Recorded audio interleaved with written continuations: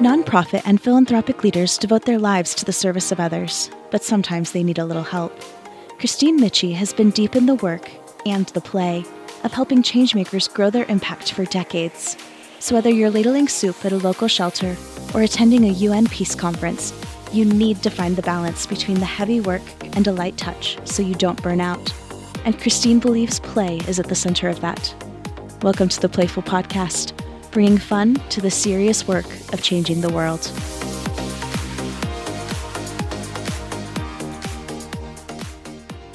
Hey everyone, welcome. Welcome back to the PlayFull Podcast. We are bringing fun to the serious work of changing the world.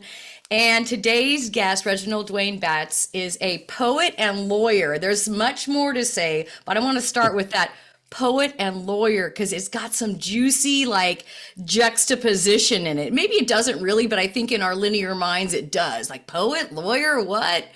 Tell us a little bit, Reginald, about being a poet and a lawyer and how those support each other and make each one richer. I got to tell you first, juxtaposition is one of my favorite words. Nice. So we are off to a good start. And when I went to law school, a lot of people thought that the law was going to be radically different from poetry. I thought that I might believe that. But I think that both mediums, both disciplines, both practices are really about how do you use words to communicate. And the best of like judges, the best opinions, I mean, they read like literature. Yeah, beautiful. I love that. Folks, Reginald, I sometimes I back into things because I just get so excited about something like we just started out with. And juxtaposition, also a favorite word of mine. The PlayFull Podcast has that juxtaposition, our tagline, bringing fun to the serious work of changing the world. And eating ice cream while we talk about, ice raids, for example. I mean, that has happened on the podcast. How do we hold that duality?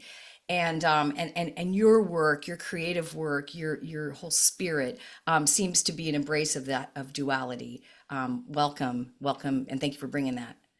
Oh, thank you for saying that. That's a really lovely thing. I was excited about it because you know what, man, ice cream is the thing that you aren't supposed to say that you love in public. And also, right, it's this thing that when you think about serious podcasts, when you think about serious work in the world, it's a way in which sometimes your serious work gets distant from the things that bring you like joy. And you should get joy from your serious work. But do you, if you can't within that serious space, get joy from these other things like ice cream? Yeah. I've said this before. There was back in the 70s when Steve Martin was getting his start and had his kind of stand-up routine. And he also plays the banjo. He's a musician. And he would play the banjo and say, his statement was, you can't be in a bad mood if you or someone near you is playing the banjo. And he would try and he would play it and go, oh, pain and joy and sorrow. And he couldn't. And then he would burst out laughing. And it was kind of like ice cream. The banjo is this and ice cream is a kind of universal signal or a wink, right? That you can have some fun. And eating ice cream in the middle of the day is a little bit naughty too. So, that's kind of fun. Oh man, are my kids gonna see this? They gonna be gave us all kinds of permission now. Right. So Reginald, let me fill in, folks, a little bit more of Reginald's bio, and I'm gonna read what you sent because I don't want to miss anything important. Reginald Dwayne Betts is a poet and lawyer, as I mentioned. He is a 2021 MacArthur Fellow. I gotta tell you, Reginald, you're the second MacArthur Fellow we've had on, so that's super cool. Oh, cool. Who was the other one? Cecilia Munoz. Oh, okay. She worked for the Obama administration in both terms and ultimately was the chair of the Domestic Policy Council for Obama, put together his binder every night of what he had to work on the next day. And she was a MacArthur Fellow and an immigration rights activist, amongst other things. So great company. And then you're the executive director of Freedom Reads, which is a nonprofit organization that at its most simple, brings books into prisons, but it's done in a most masterful and beautiful way that I'd love you to talk about. And you're an author, and you had a book that came out this last spring called Doggerel. And you have a Freedom edition, which I know you brought along today. I'll let you pick any one of those points to start with, as you share a little bit about yourself, your journey, and your gift to all of us. I think I'll start with the Freedom Edition just because I have it right here, and it kind of connects. I think one of the things that I am happy about these days is I got a real sense that my life is, interwoven, and it was always these threads, but now the threads are kind of knotted together in a way that's beautiful, but some kind of beautiful macrame, right? And the Freedom Edition is part of that because I mean, it might even have been the start of that. I was publishing a book, I think it was Felon, and at that time I got reconnected to some of my guys in prison, and that reconnection led me to representing them because it was sort of like I had this skill or nascent skill. I was an attorney, and they were doing life in prison. And so, first though, it started with books. They was like, "Yo, let me get," the book was Felon. Let me get Felon, and it was only coming out in hard copy. And I was like, man, they couldn't get that. So, and so then I was like, now, okay, I really can't do anything for you. So that's prompted me to start helping them with their cases. They asked me as well, but those things happen around the same time. But then I worked with W. Norton, and I said, can we create a freedom edition? An edition that's just for the people that's free, but that's made and produced for the people that's inside. It's going to be in paperback so that they don't have to wait until the paperback edition comes out. And Nice. Norton agreed to do that. And so we did it for Felon, and then we did it for this, for Doggerel. Yeah. And it's cool because, you get something like this. I got a letter in the front, and the letter, it talks about who I am and why we do this. And the letter talks about freedom reads. And so the letter, it talks about my sons. So the letter itself is a sort of weaving together and a stitching together all these aspects of my life. Wow. Would you like to read any bit for us, any excerpt or snippet that are you inspired to do that right now? Does that feel good? Yeah, let's do that. Dear reader, when I left prison 20 years ago on March 4th, 2025, I planned on leaving it all behind. The cells, my memories are running mile after mile on a gravel track. That one alley-oop I tossed to Raw as he walked the ladder of air to the freedom of a slam dunk. All of you can imagine going inside as a barely breaking 100 pounds teenager. And imagine what it means to be me, a lonely kid getting scraps of wisdom from men who would chop it up with me about everything from the philosophy of Frantz Fanon to why Randall Cunningham turning a football field into a choreographed scene from an Alvin Ailey show is the most beautiful thing they witnessed. And I came home imagining that I would leave it all behind. What kind of fool am I? I know the names of the men I did time with: Fats, Juvie, Luke, Star, Jermaine, Divine, and too many more to list here. I have gone to 6900 Atmore Drive in Richmond, Virginia to argue before the parole board for their freedom. Over the years, I've sent a few pictures. I got lost in the years it took to finish community college, to graduate from the University of Maryland, and finally to become a lawyer with a degree from the Yale Law School. But what of it? In 2020, I founded Freedom Reads, an organization that builds freedom libraries and opens them on prison cell blocks. So far, we're in more than 15 states with more than 500 libraries and 50 prisons. Our mission to bring joy, hope, and possibility for the future into the lives of those in prison. Truth be told, this book you hold, Doggerel, is all about joy. And then I go on and say some more about the book. Beautiful, beautiful. Thank you, thank you, thank you. Doggerel is an epitaph, isn't that right? Yeah, well, oh, yeah. Is that what it, I mean, not Yeah, your it book, is. but that's what the word means. Yeah. Because it's not a very familiar word. Yeah, it means it's like it means bad poetry. It does? Although interestingly enough, though, right? It means if you look at the front of the book, I have two definitions that I put in there. A verse comic, which is kind of appropriate for this Yes, podcast about play. yes. But so comic, burlesque, and usually composed in irregular rhymes. Also badly composed, expressed, trivial. And what's interesting, right, is that I mean, this is wild because you would think that we set this up on purpose. But what I was doing is I'm writing this book, and I understand that people think that poetry is so high up here. And that's why people had this huge distance from it. And so when I was writing it, I said, I'm gonna call it Doggerel because I knew I had all these dogs in it. But also, I'm somebody who takes myself really, really seriously, but not that seriously. So the title becomes a way of poking fun at this notion. And then also I push at how language is flexible because then I give my own definition for doggerel. So I say doggerel I have 1, 2, and 2 is, so I cross out the first definition. And then for 2, it says, nah, just a black man writing poems about his dog and all the dogs he encounters on the street and how having an extra 4 feet changed his world. Then he falls in love. Oh my God, that's so good. My book is on order. It's on its way to me as we speak, so I can't wait to get my hands on it and make. No, you were supposed to wait for me to read a poem and then say, oh, that's so great. I'm ordering 3 books right now. Well, I can order 3 more. No, I'm talking about for the audience. I'm talking about for the audience. Oh my God. So my the only familiar I had with the word doggerel is our in the big book of Alcoholics Anonymous. It is in that book, and it talks about how Bill Wilson, who's the guy who started AA, when he was in World War One, he was over in Europe somewhere and he was walking through a cemetery and he saw a doggerel, and he refers to it on this tombstone, and it was like a little poem, like Yeah. you're telling me, about this guy who died.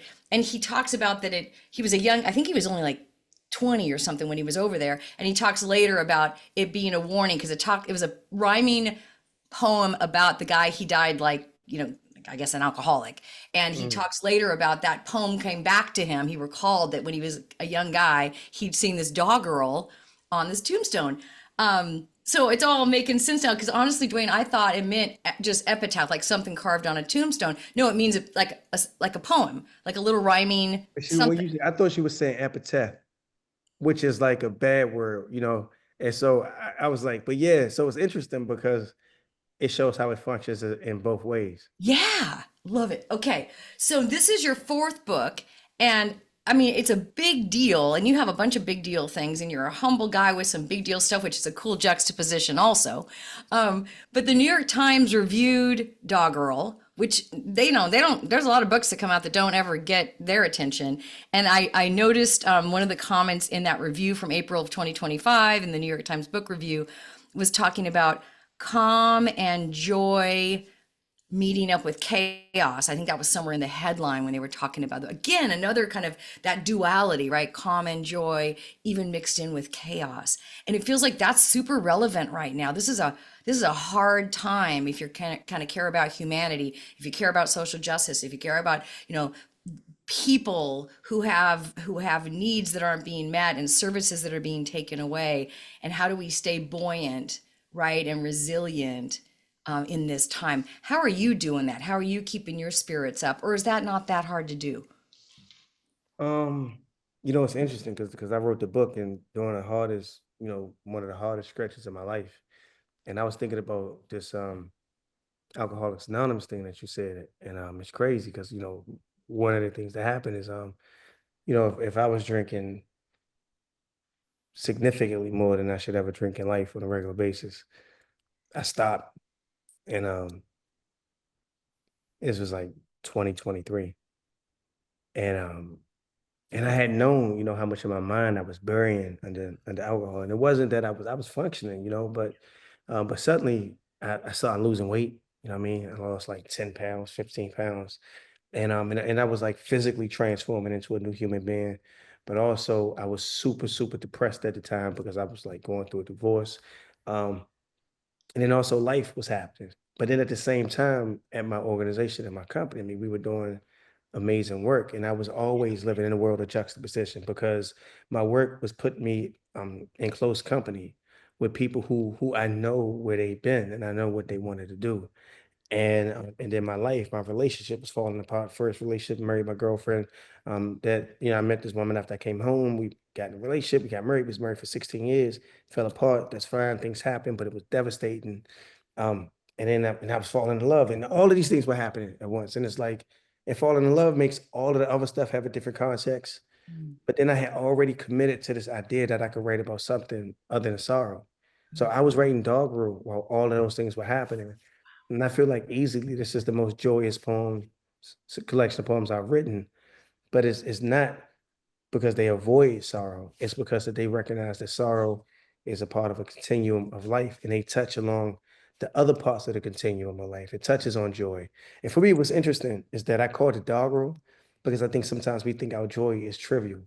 And I Mm. wanted to push back against that. I wanted to put joy in a really serious context, and was hoping that somebody like the New York Times would review it, because it would justify, like, do we think that, when I wrote about suffering, it got legitimated by the New York Times because they said it was a good book.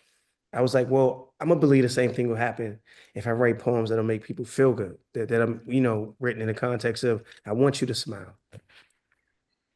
Wow. Um, yeah, I love to think about that. I'm excited to have people know about your work. This is your fourth book, so you've got a library of your own for folks to check out. Tell us about these freedom libraries, and how can people support that work? Um, I think it's my sixth book, Mhm. because, and Sorry, it's funny. thanks. But the only reason why I said that is because the one that I'm the two that I'm most proud of, outside of Doggerel, and the one that I would tell people about, is Redaction, actually, because it's an art book. I did it with my friend Titus Gafar, Ooh. and it connects to this thing that we're talking about. And so I just make a brief aside, right? Oh, yes, please. So a friend of mine, Amy Lowe, and it all connects. And I just she told me that she had a colorectal cancer, and years before, a different friend had told me that they had breast cancer, and I was younger. I just didn't know what to do. And I think in my head, I felt like I had disappointed that person. I just, like, wasn't a good friend. And so when Amy had told me that, I was like, I'm gonna write a poem for you Mhm. every time you go to chemo. And sometimes I just say stuff, and I say it, and then I gotta follow through. And so in the writing those poems, I knew I couldn't write poems that were just filled with sorrow. I actually knew I had to write a poem that, like, had some kind of joy in it. And that was when I started writing the poems that would end up, I would put them in redaction. They would become that book, but then they would become, some of them are actually in Doggerel, but they continue the theme that I started there, writing it. She had a dog, I had a dog.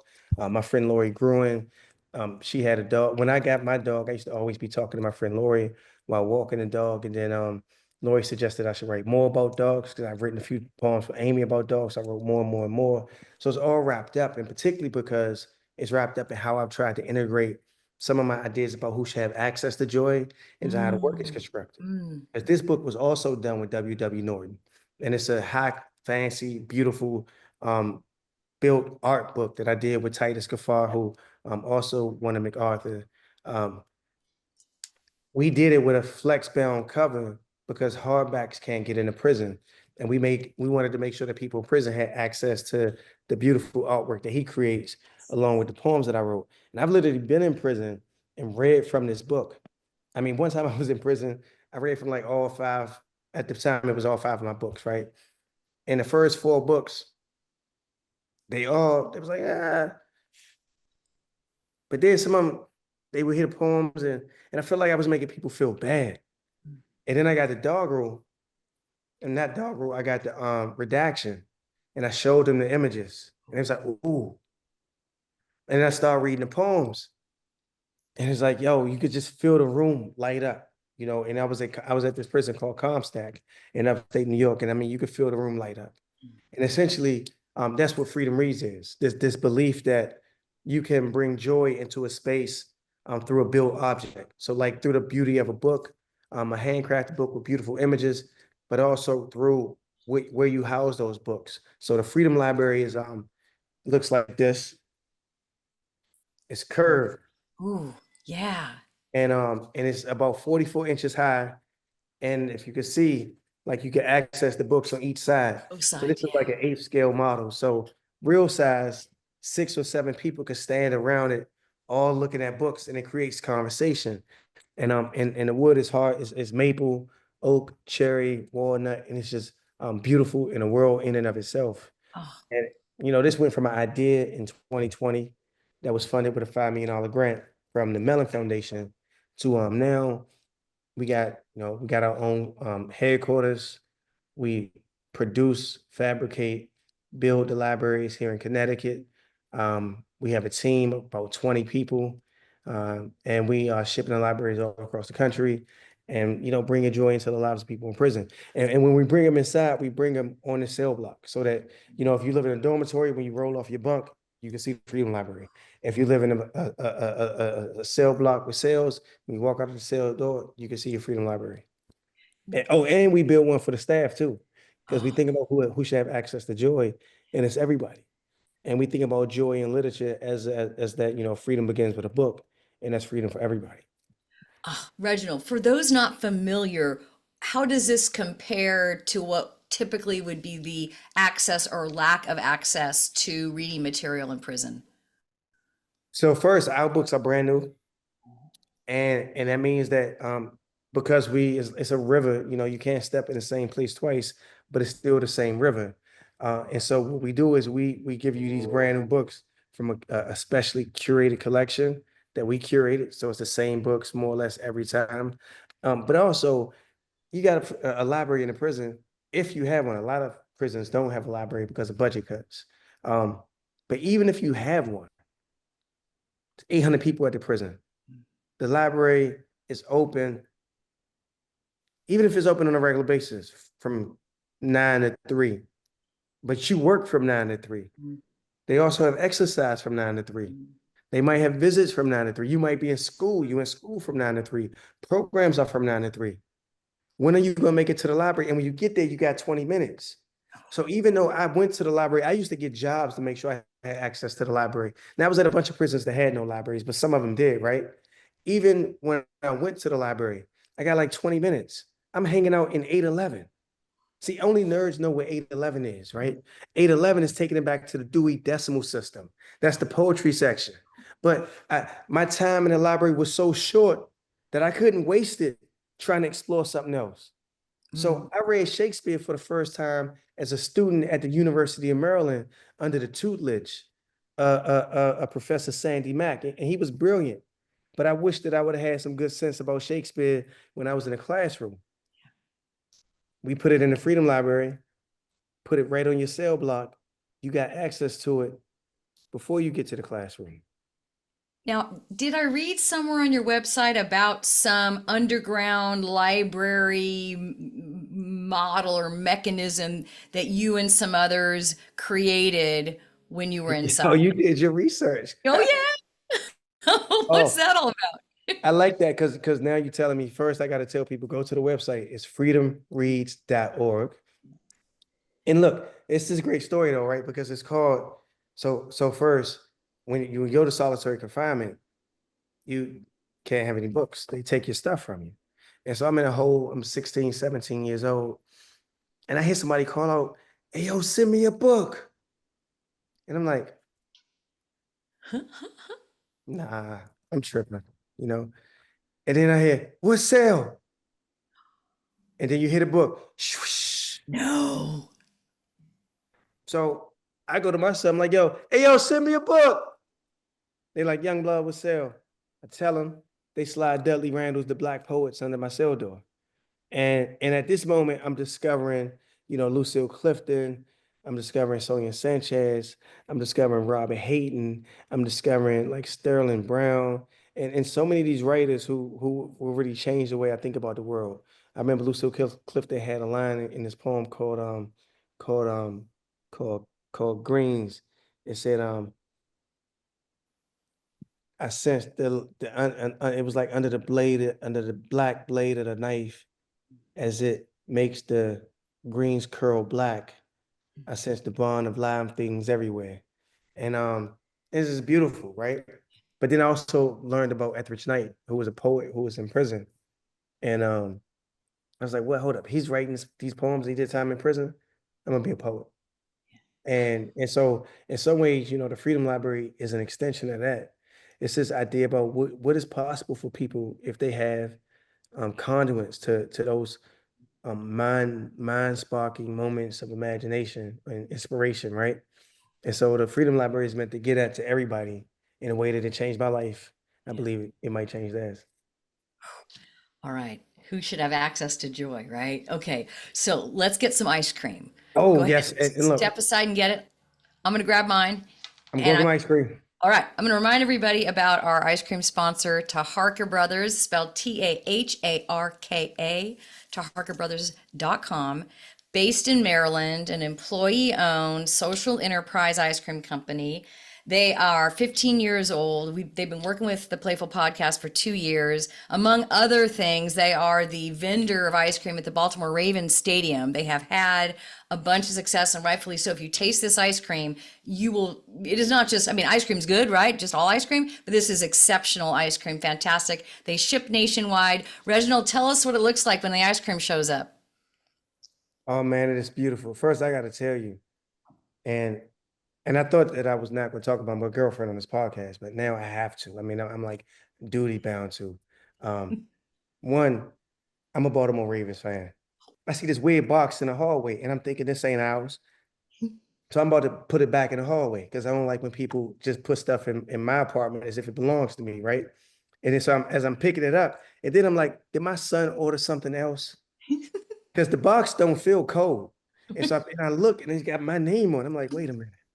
Wow, did I get a gift? You know what I mean? And now I've done changed my whole body. Now I'm feeling delight. I'm feeling this process, right? And I open it up and I'm like, what is in this box? And now I'm ripping it.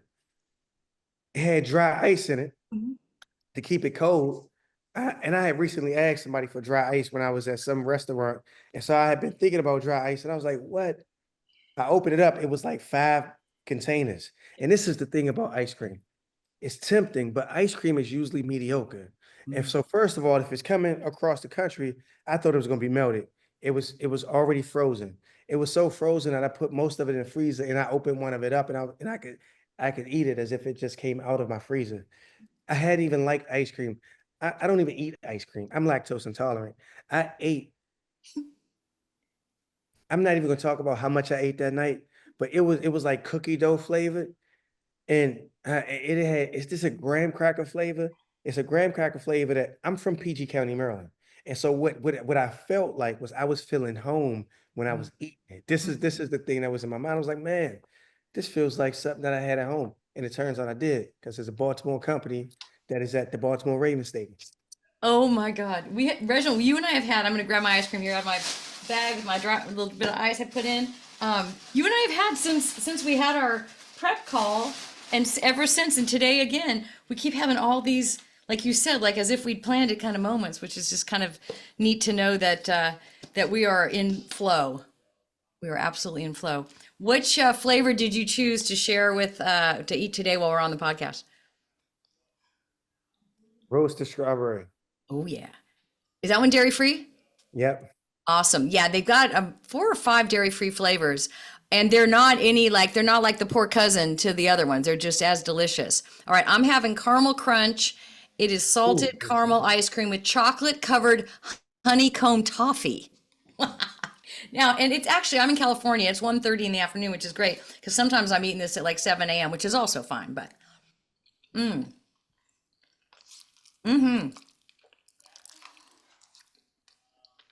How is it? Yo, see, this is a problem. I'm gonna have to go do some push-ups. Oh man. So when we're eating ice cream, I often ask my guests, what's the scoop on how you came to care?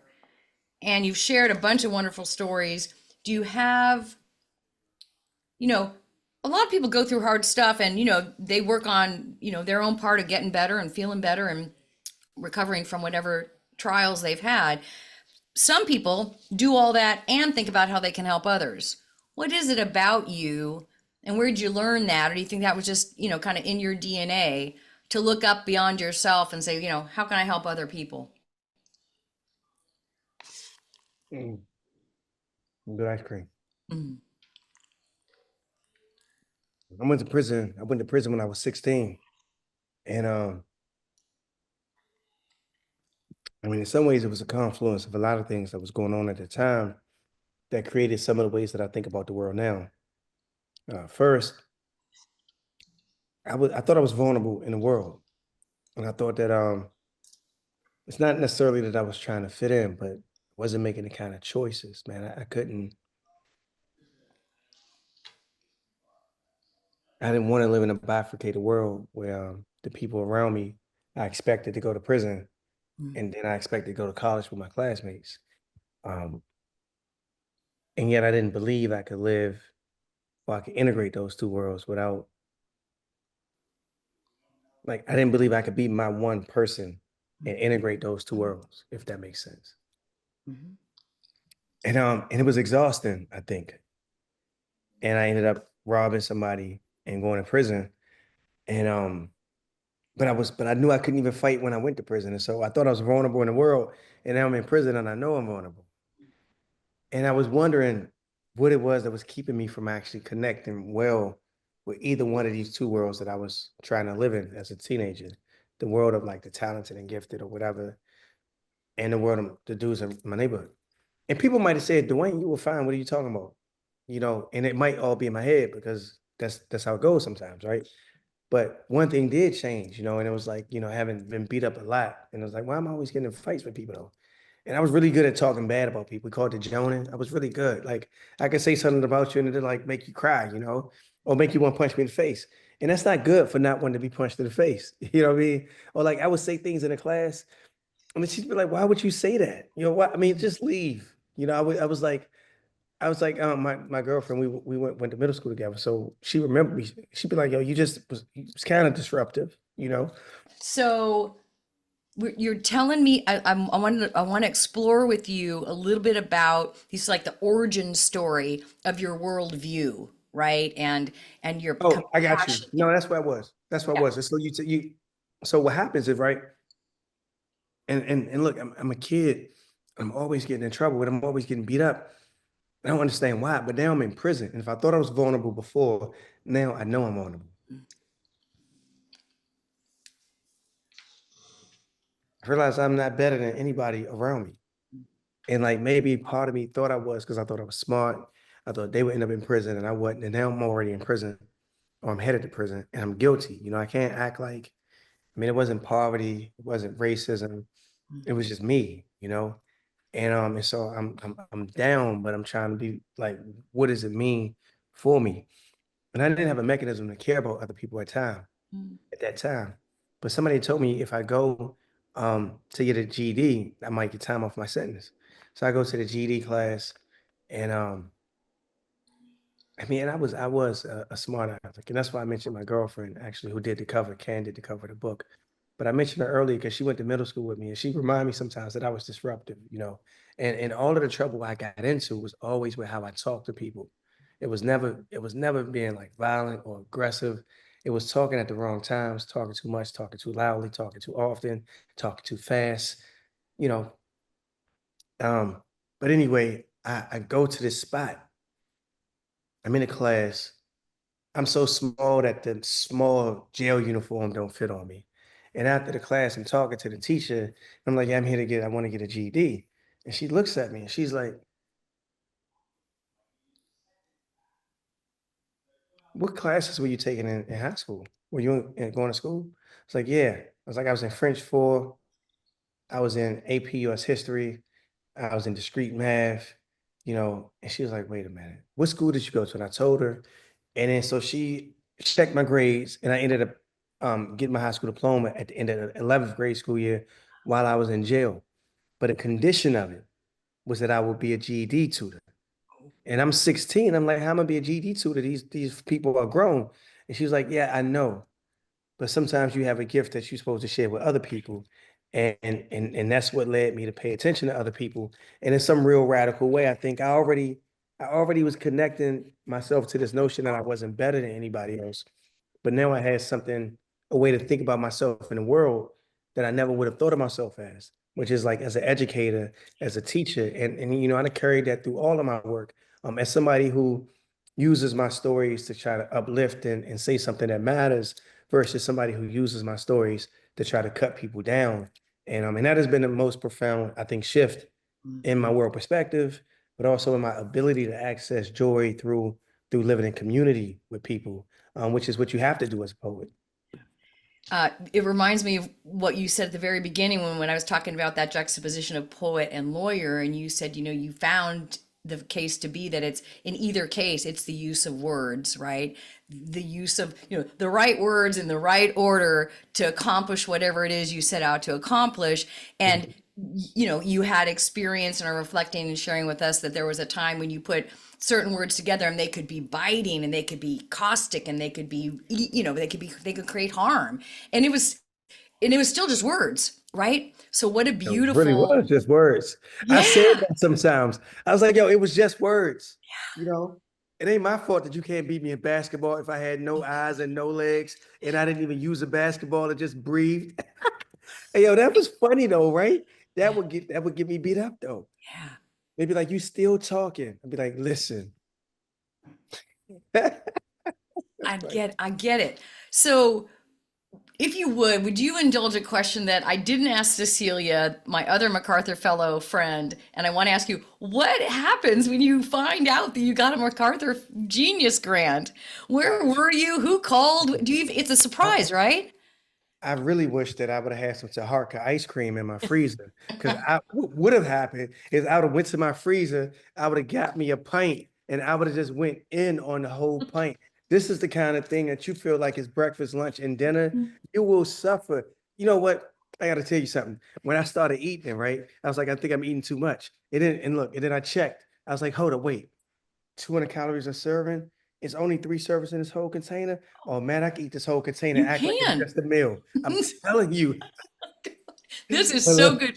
I have that thing look, happen when we're on the podcast. All of a sudden, my spoon hits the bottom of the carton. I'm like, oh, damn, I went all the yeah. way. But you asked me what happens when you win. Yeah. This is the thing. As an artist, I lived most of my life trying, and as a person who went to prison for a crime of violence. So first, I went to prison so young for a crime of violence, and I should have said this before, and I want to make clear, this is the first impetus. I had to call my mother and tell her I was guilty of putting a pistol in somebody's face. And I had to do that before I went in front of any judge or I met with any lawyer. And that meant that I had to recognize why that was devastating to my mom. It was one, that I would have the temerity to do it.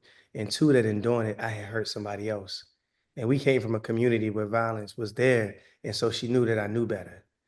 And so from that very moment, I have to think about what it means to be a different human being in the world. And what does it mean to make amends for that act of violence? And I think sometimes because that's so ingrained in how I live the world now, I don't say that as the moment of caring about others. Because in that is the real caring about others, right? But when I was thinking about the dudes around me, it was recognizing that I was seeing them in me. And it was this real need to figure out how I could care about them because that would allow me to care about me. And it would make the other part much, much easier. It's because then I could see myself in the larger landscape of the world. Man, I mean, maybe just to state the obvious, but this, a minute ago, we just said it's all words. That's what we're having right now. You and I are talking and we're sharing words and you're making me feel a lot of things. As you, I hope it's joy. it is. It's joy, it's inspiration, it's camaraderie, it's hope. It's all that. And it's cool because like it's just one of those things I'm afraid of. I'm creating all of these things because of where I was positioned and situated in the world. But one of the things I also created things because I felt like the way that I was positioned and situated in the world was pushing me to tell a singular story. And mm, so when I turned my book Felon into a solo show, one of the things that was driving me is that I would be like, yo, my book, I mean, it's serious, but it's more than that. I mean, I'm like more than the dour guy, you know? And as I started to feel more, and this pushed me to start feeling more joy in my life. It was a woman named Ann Rice, man. I was at West Virginia at a conference, and they didn't have the traditional setup. And so everybody was kind of sitting around me. And they was like, well, yeah, this is how you want to do your reading. And I was like, what do you mean this is how I'm gonna do my reading? And I was like, bet. And I just took the book and I was, and it forces me to like spin around and gesture to different people. And I was already funny, but now I think I was more deliberately trying to make jokes because I was also trying to compensate for the space. And I felt like I was in conversation with all of these people. And she said, you are really funny, yo. You would be great on stage. And I think I just let that sit in my head. And years later, I'm like, how can I make my public space feel less dour, even if I'm writing a book like Felon. And I was like, I'm gonna turn it into a solo show. And that's how I ended up doing a solo theater piece that I think allows me to integrate. We were talking earlier about integration. I think artistically, that was the first time that I was able to really robustly integrate all these aspects of my life, because you have a kind of social commentary within it. You have me talking about violence, me talking about struggling for forgiveness. You have me talking about alcoholism in the joint, to go back to Bill's story, right? But also you have me talking about books and literature in this moment that literature changed my life. And you have me subtly talking about Freedom Reads. When you go to the show, you see the Freedom Library on the stage, and I'm like, if only I had something like this in prison. And then it's like, it's this meta conversation between me and the audience about the fact that I am putting something like that in prison. So anyway, I think I found a way to integrate the thing, and I feel real good about it these days. Ooh, love it. Okay. That is a few, I mean, I know. And the button on that, I'm sorry, and the button Yes, on ma'am. that is that's what the MacArthur gives you, though. Because as an artist, most of the time what you're doing is struggling from step to step to step to step, hoping that this is actually possible. And what the MacArthur did was gave me like to really jump off, to believe that I can have a different trajectory with my life, and I could like fully integrate it in ways that was like thoughtful, meaningful, and I even just had an opportunity to risk a little bit more. Security, knowing that in doing that risk, I wasn't gonna be like, unemployed next week. Yeah. Wow. Okay, so can we wrap up with and I know you and I we're gonna speak together again. We're gonna be together in person. I'm just gonna guarantee that's gonna happen. To wrap this up, can you give us a call to action? I'd love, where can people get the book, and how can people support Freedom Reads? Anything else you want to tell us? A little more ice cream. Me too.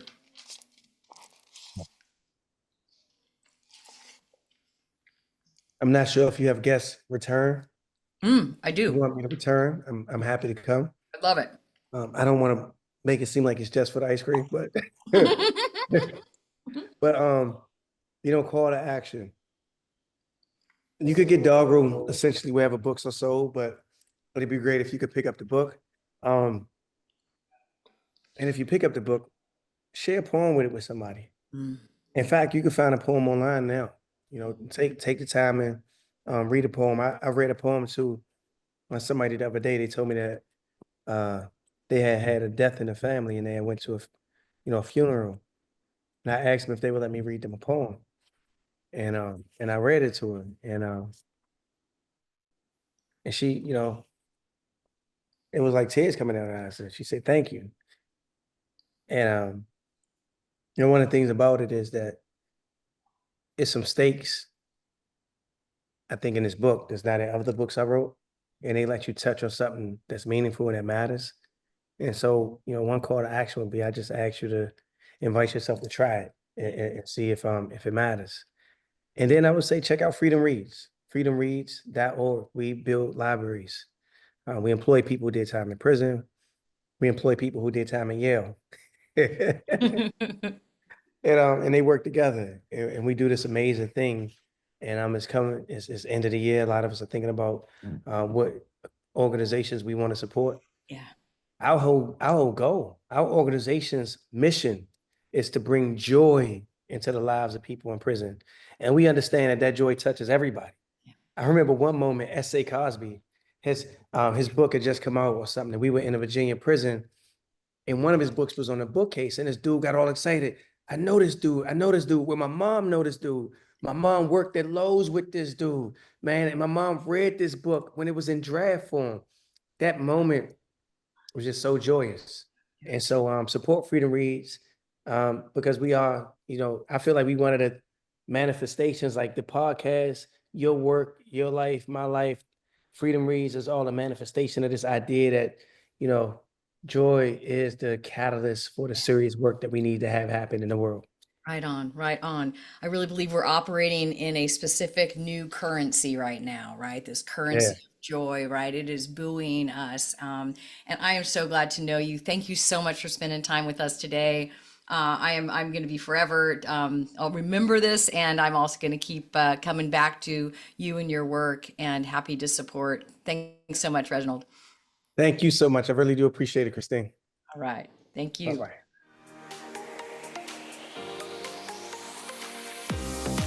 Hey, everybody. Thanks so much for listening to the PlayFull Podcast. If you enjoyed the show, please rate and review it on Apple, Spotify, or wherever you get your podcasts. And if you know of a leader or organization that's doing good in the world and you'd love to help us help them amplify their message, I would love to have them on the show. Go to the show notes and click there, or go to impactfulinc.com/contact. And that's impactful with 2 L's, inc.com/contact. And let us know who you're thinking about. Can't wait to see you next time.